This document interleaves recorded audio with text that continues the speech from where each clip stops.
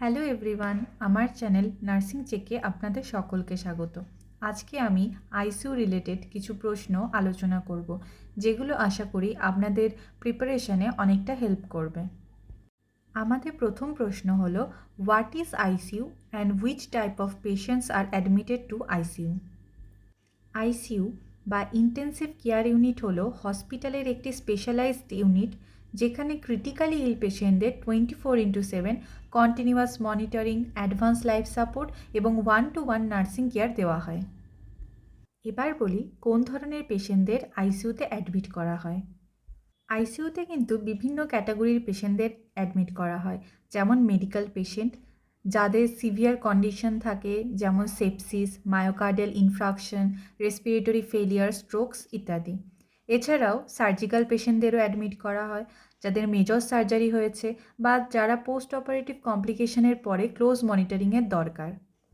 এছাড়াও trauma পেশেন্টদেরও admit করা হয়, যেমন road traffic accident, head injury এবং পলিট্রমা কেসগুলো। এরপরে আসে ভেন্টিলেটেড পেশেন্ট, যাদের এন্ডোট্রাকিয়াল ইনটিউবেশন বা মেকানিক্যাল ভেন্টিলেশনের প্রয়োজন। আর যারা হিমোডাইনামিক্যালি আনস্টেবল পেশেন্ট, যেমন যাদের বিপি, পালস আর সার্কুলেশন আনস্টেবল, যেমন শক বা সিভিয়ার হাইপোটেনশনের ক্ষেত্রে, এই সমস্ত পেশেন্টদেরও কিন্তু আইসিইউতে ভর্তি করা যায়। তো এক কথায় আমরা বলতে পারি, আইসিইউতে সেই সব পেশেন্ট ভর্তি করা হয় যারা লাইফ থ্রেটনিং কন্ডিশনে আছে এবং যাদের জন্য continuous monitoring and intensive nursing care অত্যন্ত জরুরি। এর পরের প্রশ্ন হলো, what are the common ICU monitoring devices and their purposes? আইসিইউতে পেশেন্টদের হেলথ স্ট্যাটাস মনিটর করার জন্য কিন্তু বিভিন্ন ডিভাইস ইউজ করা হয়। সেগুলি হলো cardiac monitor, pulse oximeter, ABP line, CVP line এবং ক্যাপনোগ্রাফি। এবারে আইসিইউ মনিটরিং ডিভাইসগুলো সম্পর্কে একটু বলি। কার্ডিয়াক মনিটর কেন ইউজ করা হয়? কার্ডিয়াক মনিটর ইউজ করা হয় যাতে আমরা হার্ট রেট, হার্ট রিদিম এবং অ্যারিথমিয়াকে ডিটেক্ট করতে পারি। এর মাধ্যমে আমরা tachycardia, bradycardia, heart block, ventricular arrhythmia এগুলো অনেক আগে থেকেই বুঝতে পেরে যাই। এরপরে আসে পালস অক্সিমিটার। পালস অক্সিমিটার দিয়ে আমরা কি করি? পালস অক্সিমিটার দিয়ে আমরা অক্সিজেন স্যাচুরেশন অর্থাৎ SpO2 এবং পালস রেট কন্টিনিউয়াসলি মনিটর করতে পারি। এছাড়াও পালস অক্সিমিটার হাইপক্সিয়াকে আর্লি ডিটেক্ট করতে সাহায্য করে, বিশেষ করে রেসপিরেটরি ডিস্ট্রেস বা ভেন্টিলেটেড পেশেন্টের ক্ষেত্রে। এরপরে আসে এবিপি লাইন, অর্থাৎ arterial blood pressure line. ABP line ব্যবহার করা হয় continuous and accurate blood pressure monitor করার জন্য। এর পরের মনিটরিং ডিভাইস হলো সিভিপি লাইন, অর্থাৎ central venous pressure line. CVP line দিয়ে সেন্ট্রাল ভেনাস প্রেশার মেজার করা হয়, যা ফ্লুইড স্টেটাস, ভেনাস রিটার্ন বা কার্ডিয়াক ফাংশন সম্পর্কে আমাদের ধারণা দেয়। এর পরের ডিভাইস হলো ক্যাপনোগ্রাফি। ক্যাপনোগ্রাফি ইউজ করা হয় এনটাইডাল CO2 মনিটর করার জন্য। এটি ভেন্টিলেশন অ্যাডিকুয়েসি, ইটি টিউবের পজিশন কনফার্মেশন এবং সিপিআর এফেক্টিভনেস কতটা সেটা বুঝতে সাহায্য করে। তাই আমরা এটা বলতে পারি, ICU monitoring devices help in early detection of deterioration, accurate treatment এবং life saving decision making for critically ill patient. এর পরের প্রশ্ন হলো, what are the normal values of vital parameters monitored in ICU? আমরা জানি ভাইটাল প্যারামিটার্সের মধ্যে আমরা heart rate, blood pressure, respiratory rate, oxygen saturation, central venous pressure এবং ইউরিন আউটপুটকে মেজার করে থাকি। আমরা জানি নর্মাল হার্ট রেট হলো 60 to 100 বিটস পার মিনিট। যদি 60-এর কম হয় তাহলে সেটা ব্র্যাডিকার্ডিয়া এবং 100-র বেশি হলে সেটা ট্যাকিকার্ডিয়া। এরপরে বলি ব্লাড প্রেশার নিয়ে। আমরা জানি নর্মাল বিপি হলো 120/80 mmHg। আইসিইউ পেশেন্টদের ক্ষেত্রে আমাদের আরেকটা জিনিস মাথায় রাখতে হবে, আইসিইউতে কিন্তু mean arterial pressure more than 65 mmHg maintain করা খুব important for adequate organ perfusion. এরপরে হলো অক্সিজেন স্যাচুরেশন বা SpO2। নর্মাল SpO2 হচ্ছে 95 to 100%। 90%-এর নিচে গেলে সেটা হয় হাইপক্সিয়া এবং তার ইমিডিয়েট ইন্টারভেনশন খুবই প্রয়োজন। এরপরে আসি সেন্ট্রাল ভেনাস প্রেশারে। নর্মাল সিভিপি হলো 5 to 10 সেন্টিমিটার অফ H2O বা 2 to 6 mmHg। লো সিভিপি মানে হাইপোভলিমিয়া এবং হাই সিভিপি মানে ফ্লুইড ওভারলোড বা কার্ডিয়াক ফেলিয়ার হতে পারে। এর পরের ভাইটাল প্যারামিটার হলো urine output. Normal urine output হলো more than 0.5 ml per KG per hour for adult patient.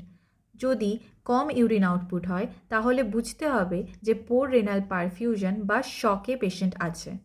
এর পরের প্রশ্ন হলো what is mechanical ventilation and what are the common modes used in ICU. Mechanical ventilation হলো একটি life supportive therapy, যেখানে machine অর্থাৎ ভেন্টিলেটরের মাধ্যমে পেশেন্টকে অ্যাসিস্টেড বা কন্ট্রোলড ব্রিদিং দেওয়া হয় যখন পেশেন্ট নিজে থেকে অ্যাডিকুয়েট ব্রিদিং করতে পারে না বা অক্সিজেনেশন ঠিকঠাক রাখা যায় না। এটা মেনলি ইউজ করা হয় respiratory failure, severe hypoxia, CNS depression, shock অথবা পোস্ট অপারেটিভ কেসে। এরপরে বলি মেকানিক্যাল ভেন্টিলেশনে কী কী কমন মোড ইউজ করা হয়। আমি যেগুলো বলবো সেগুলো ছাড়াও মেকানিক্যাল ভেন্টিলেশনে আরও অনেক মোড আছে, কিন্তু আমি যেগুলো বলছি সেগুলোই যদি আপনারা বলতে পারেন সেটুকুই যথেষ্ট। প্রথমেই আসে ভিসিভি অর্থাৎ ভলিউম কন্ট্রোলড ভেন্টিলেশন। এই ভলিউম কন্ট্রোলড ভেন্টিলেশনটা আসলে কি? ভলিউম কন্ট্রোলড ভেন্টিলেশন হলো একটি মেকানিক্যাল ভেন্টিলেশন মোড, যেখানে ভেন্টিলেটর প্রতি ব্রিদে একটি প্রিসেট অর্থাৎ ফিক্সড টাইডাল ভলিউম পেশেন্টকে দেয়। এবার জানি ভিসিভি কী করে কাজ করে। নার্স বা ডক্টর ভেন্টিলেটরে টাইডাল ভলিউম সেট করেন, সাধারণত 6 থেকে 8 ml পার কেজি বডি ওয়েটে, এবং ভেন্টিলেটর সেটা কনফার্ম করে যে পেশেন্ট প্রতিটা ব্রিদে এক্স্যাক্ট ভলিউম পায়। কিন্তু যদি লাংস স্টিফ হয়, যেমন এআরডিএস বা নিউমোনিয়ার ক্ষেত্রে, তাহলে এয়ারওয়ে প্রেশার কিন্তু বেড়ে যায়। এবার বলি পিসিভি বা প্রেশার কন্ট্রোল ভেন্টিলেশন সম্পর্কে। প্রেশার কন্ট্রোল ভেন্টিলেশনে ভেন্টিলেটর প্রতিটা ব্রিদে একটা প্রিসেট ইন্সপাইরেটরি প্রেশার পেশেন্টকে দেয়। এখানে প্রেশার কনস্ট্যান্ট থাকে, কিন্তু টাইডাল ভলিউম চেঞ্জ হতে পারে পেশেন্টের লাং কমপ্লায়েন্স এবং এয়ারওয়ে রেজিস্ট্যান্সের ওপরে নির্ভর করে। এর পরের মোড হলো এসআইএমভি বা সিনক্রোনাইজড ইন্টারমিটেন্ট ম্যান্ডেটরি ভেন্টিলেশন। এসআইএমভিতে ভেন্টিলেটর কিছু ম্যান্ডেটরি ব্রিথ দেয় এবং পেশেন্টকে স্পন্টানিয়াসলি ব্রিদিং করতে অ্যালাউ করে। এটি সাধারণত উইনিং প্রসেসের সময় ব্যবহার করা হয়। এর পরের মোড হলো সিপ্যাপ অর্থাৎ continuous positive airway pressure. CPAP মোডের ক্ষেত্রে পেশেন্ট কিন্তু নিজে থেকে ব্রিথ করে, কিন্তু ভেন্টিলেটর কন্টিনিউয়াস পজিটিভ প্রেশারও দেয় যাতে অ্যালভিওলাই কোলাপস না করে। এটা মেনলি মাইল্ড রেসপিরেটরি ডিস্ট্রেস এবং পোস্ট এক্সটিউবেশন সাপোর্টের ক্ষেত্রে ব্যবহার করা হয়। এর পরের মোড হলো বাইপ্যাপ অর্থাৎ bi level positive airway pressure. BiPAP কিন্তু হলো একটি নন ইনভেসিভ ভেন্টিলেশন মোড, যেখানে পেশেন্টকে মাস্কের মাধ্যমে 2 ধরনের পজিটিভ প্রেশার দেওয়া হয়, একটা ইন্সপাইরেশনের সময় আরেকটা এক্সপাইরেশনের সময়। এতে কিন্তু ইনটিউবেশন ছাড়াই ব্রিদিং সাপোর্ট দেওয়া যায়। বাইপ্যাপের ক্ষেত্রে 2 ধরনের প্রেশার ইউজ করা হয়, একটা হলো আইপ্যাপ, একটা হলো ইপ্যাপ।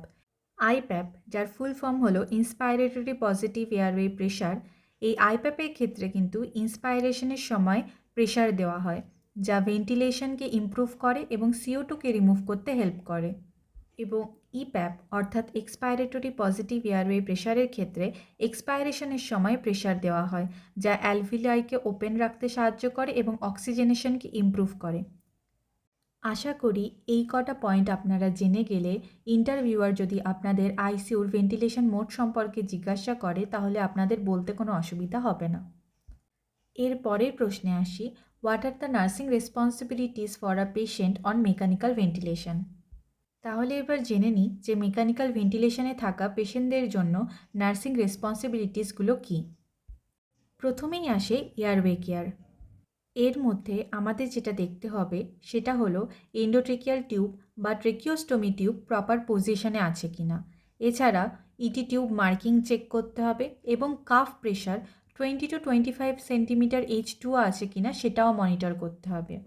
অনেক সময় ইটি টিউবে সিক্রেশন জমে যায়, তখন এয়ার পেটেন্সি মেনটেন করা যায় না। তখন যদি ইন্ডিকেটেড হয় তাহলে অ্যাসেপটিক পদ্ধতিতে আমাদের সাকশনিংও করতে হবে। এর পরের নার্সিং রেসপন্সিবিলিটি হলো ventilator monitoring. As a nurse আমাদের কাজ হলো ভেন্টিলেটরি সেটিংস যেমন মোড, তার প্রেশার, রেসপিরেটরি রেট, FiO2 এগুলোকে রেগুলারলি ভেরিফাই করা। এছাড়াও ভেন্টিলেটরে দু ধরনের প্রেশার অ্যালার্ম হয়, একটা হাই প্রেশার অ্যালার্ম আর একটা low pressure alarm. High pressure alarm কি সেটা আমরা কি করে বুঝব? হাই প্রেশার অ্যালার্ম মানে হচ্ছে যখন ভেন্টিলেটরকে কোনো ব্রিথ দিতে বেশি প্রেশার ইউজ করতে হচ্ছে। কিছু কমন কজেস আছে হাই প্রেশার অ্যালার্মের, সেগুলো হলো ইটি টিউব যদি কিঙ্কড হয়, যদি ব্রঙ্কোস্প্যাজম হয়, যদি এয়ারওয়েতে সিক্রেশন থাকে এবং ডিক্রিজ লাং কমপ্লায়েন্সের ক্ষেত্রে। এছাড়াও যদি ওয়াটার থাকে ভেন্টিলেটর টিউবিংয়ে, সেক্ষেত্রে হাই প্রেশার অ্যালার্ম শোনা যায়। এরপরে আসি লো প্রেশার অ্যালার্মে। লো প্রেশার অ্যালার্ম কখন শোনা যায়? যখন পেশেন্টের জন্য একটা সেট টাইডাল ভলিউম থাকে কিন্তু পেশেন্ট সেটা পায় না, তখন লো প্রেশার অ্যালার্ম শোনা যায়। আর এর কমন কজ হলো circuit disconnection, leak in circuit or ET tube cuff leak, accidental extubation, loose connection or patient breathing very weakly. এরপরে নার্সিং রেসপন্সিবিলিটি হলো অক্সিজেনেশন অ্যান্ড ভেন্টিলেশন অ্যাসেসমেন্ট। এক্ষেত্রে আমাদের কন্টিনিউয়াসলি SpO2কে মনিটর করতে হবে, এবিজি ভ্যালু চেক করতে হবে এবং chest movement, respiration, use of any accessory muscle আছে কিনা সেটাও অবজার্ভ করতে হবে। এরপরে নার্সিং রেসপন্সিবিলিটি হলো ইনফেকশন প্রিভেনশন। আমরা জানি যে পেশেন্ট ভেন্টিলেশনে থাকে তার ভেন্টিলেশন অ্যাসোসিয়েটেড নিউমোনিয়া হয়ে যাওয়ার চান্সেস থাকে, তাই তার হেড এন্ডকে এলিভেট করতে হবে 30 to 45 ডিগ্রি অ্যাঙ্গেলে এবং তাকে রেগুলারলি ওরাল কেয়ার দিতে হবে উইথ ক্লোরহেক্সিডিন এবং অতি অবশ্যই হ্যান্ড হাইজিন মেনটেন করতে হবে এবং অ্যাসেপটিক টেকনিকও ফলো করতে হবে। এরপরে ইম্পর্টেন্ট পয়েন্ট হলো পজিশনিং অ্যান্ড স্কিন কেয়ার। আমরা জানি পেশেন্ট ভেন্টিলেটরে অনেক দিন পর্যন্ত অ্যাডমিট থাকতে পারে, তাই পেশেন্টের যাতে প্রেশার সোর না হয়ে যায়, এভরি 2 আওয়ারলি পেশেন্টকে রিপোজিশন করতে হবে এবং প্রেশার পয়েন্টস যেগুলো আছে যেখান থেকে প্রেশার সোর হওয়ার চান্সেস বাড়ে সেই সমস্ত স্কিনগুলোকে ইন্সপেক্ট করতে হবে রেগুলারলি। এরপরে নার্সিং রেসপন্সিবিলিটি হলো ফ্লুইড নিউট্রিশন অ্যান্ড এলিমিনেশন। আমাদের as a nurse strict intake and output চার্টকে মেনটেন করতে হবে, পেশেন্টকে ইটারনাল ফিডিং দিতে হবে এবং পেশেন্টের ইউরিন আউটপুটও চেক করতে হবে। আমাদের এটা দেখতে হবে যে পেশেন্টের ইউরিন আউটপুট যেন মোর দ্যান 0.5 ml/kg/hour হয়। এরপরের ইম্পর্টেন্ট নার্সিং রেসপন্সিবিলিটি হলো সেফটি অ্যান্ড এমার্জেন্সি প্রিপেয়ারনেস। আমাদের পেশেন্টদের বেড সাইডে আম্বু ব্যাগ উইথ অক্সিজেন রাখতে হবে এবং অ্যাক্সিডেন্টাল এক্সটিউবেশন প্রিভেন্ট করতে হবে। এগুলোই হলো কিছু nursing responsibilities for a patient on mechanical ventilation, যেগুলো আপনারা ইন্টারভিউয়ারকে বলতে পারেন। আশা করি এই ভিডিওর মাধ্যমে আপনারা আইসিইউ রিলেটেড কী ধরনের প্রশ্ন হতে পারে সেটা বুঝতে পেরেছেন।